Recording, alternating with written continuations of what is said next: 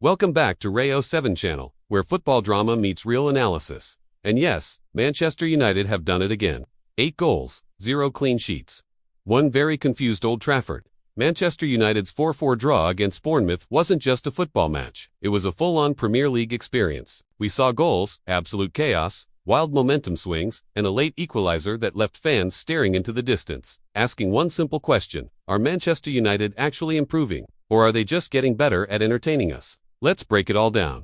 Coming into this match, United were quietly building some momentum. They had only one loss in their last 10 games, and Ruben Amorim's attacking rebuild was starting to show some real promise. But Bournemouth arrived at Old Trafford with a whole heap of problems of their own. They were winless in 6 matches, hadn't scored a goal in over 4 hours of football, and their confidence and expectations were at rock bottom, which, as every single United fan knows, is usually a very dangerous combination. And right from the kickoff, it was crystal clear: United were in full-on attack mode. For the first 30 minutes, Manchester United looked absolutely outstanding. They rattled off 12 shots in just half an hour and had 17 shots by halftime. It was just wave after wave of relentless attacks. Amadi Diallo, Brian Mbeumo, Bruno Fernandes, and Matheus Cunha were moving the ball quickly, aggressively, and with real purpose. The goals inevitably followed. Ahmed got on the score sheet. Bruno delivered a beauty. Casemiro headed one in from a set piece. And Cunha put United ahead again late on, seemingly sealing the win. On the ball, United looked fluid, confident, and incredibly creative.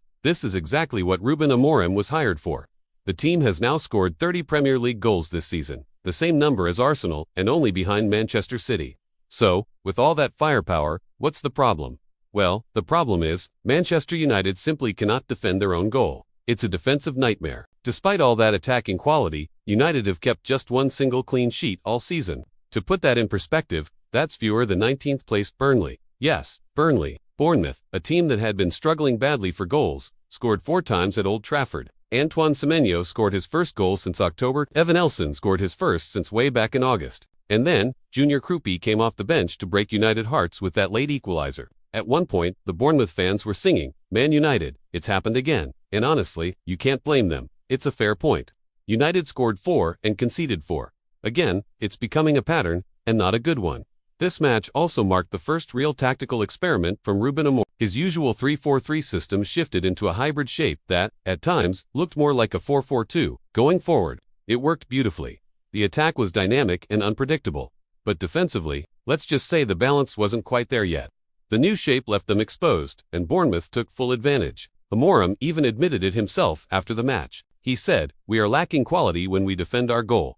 The translation is pretty clear. The attack is ready, but the defense is absolutely not. United spent big money last summer fixing the front line. The midfield and defense, however, were, let's say, politely ignored. And now, those cracks are really starting to show. And just when United's attack finally starts clicking into gear, disaster strikes. The Africa Cup of Nations is just around the corner, and it's about to tear the heart out of Amorim's best-performing unit. Brian Mbeumo is off to represent Cameroon. Amad Diallo will be with the Ivory Coast. And Noussair Mazraoui is heading out with Morocco. They could all miss up to a month of football, right when the fixture list gets tough. Add to that, Casemiro is now suspended for the next game. And who is that next game against? Aston Villa, arguably the most informed team in the entire league right now. If United had holes against Bournemouth at home, the trip to Villa Park might feel like a full-blown stress test for that fragile backline. It's truly a case of bad timing. So, what are Manchester United, really? Are they a side that's lost just once in 10 games? Or are they a team with only 2 wins in their last 6? The uncomfortable truth is, they are both. United are exciting. They're wildly entertaining. They are incredibly dangerous going forward. But until that defense catches up, every single match is going to feel like a high-wire act, where the strategy is, score 3, or suffer the consequences. And that is simply not how you win trophies.